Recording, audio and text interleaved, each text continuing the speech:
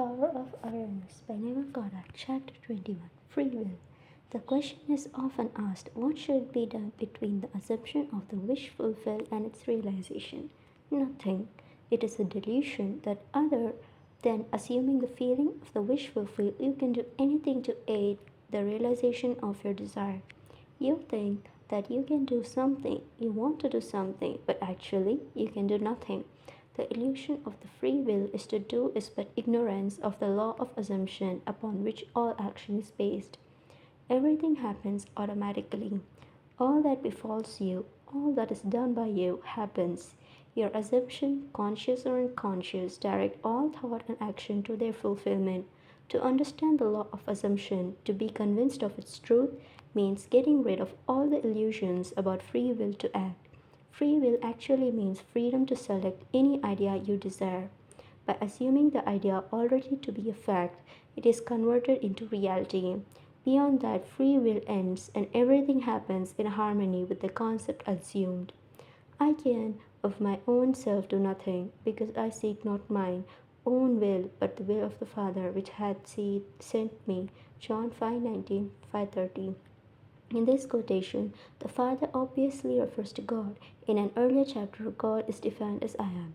Since creation is finished, the Father is never in a position of saying, I will be. In other words, everything exists, and the infinite I am consciousness can speak only in the present tense. Not my will, but thine be done. Luke 22:42. I will be a confession is a confession that I am not. The Father's will is always I am. Until you realize that you are the Father, there is only one I am, and your infinite self is that I am. Your will is always I will be. In the law of assumption, your consciousness of being is the Father's will. The mere wish without this consciousness is the my will. This great quotation, so little understood, is a perfect statement of the law of assumption. It is possible to do it is impossible to do anything you must be in order to do. If you had a different concept of yourself, everything would be different. You are what you are, so everything is as it is. The events which you observe are determined by the concept you have of yourself.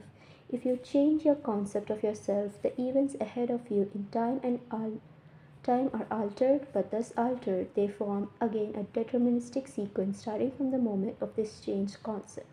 You are a being with powers of intervention which enable you, by a change of consciousness, to alter the course of observed events, in fact, to change your future. Deny the evidence of the senses and assume the feeling of the wish fulfilled. Inasmuch as your assumption is creative and forms an atmosphere, your assumption, if it be a noble one, increases your assurance and helps you to reach a higher level of being. If, on the other hand, your assumption be an unlovely one, it hinders you and makes you downward way swifter.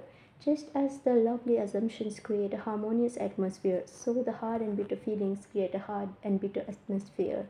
Whatsoever things are pure, just lovely, of good report, think on these things. Approx. Philippians 4:8. This means to make your assumptions the highest, noblest, happiest concepts. There is no better time to start than now. The present moment is always the most opportune in which to eliminate all unlovely assumptions, as to concentrate wholly on the good, as well as yourself. Claim for others their divine inheritance. See only their good and the good in them. Still the highest in others, to confidence and self-assertion by your sincere assumption of their good, and you will be their prophet and their healer, for an inevitable fulfillment awaits all sustained assumptions. You win by assumption what you can never win by force. An assumption is a certain motion of consciousness. This motion, like all motion, exercises an influence on the surrounding substance, causing it to take the shape of echo and reflect the assumption. A change of fortune is a new direction and outlook, merely a change in arrangement of the same mind substance, consciousness. If you would change your life, you must begin at the very source with your own basic concept of self. Outer change, becoming part of organizations, political bodies, religious bodies, is not enough. The cause goes deeper. The essential change must take place in yourself, in your concept of self, in your own concept of self.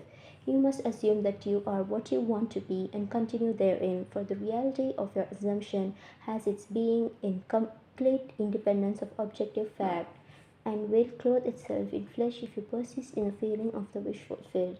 When you know that assumptions, if persisted in, harden into facts, then events which seem to be uninitiated, mere accidents, will be understood by you to be the logical and inevitable effects of your assumption. The important thing to bear in mind is that you have infinite free will in choosing your assumptions, but no power to determine conditions and events. You can create nothing, but your assumption determines what portion of your creation you will create in experience.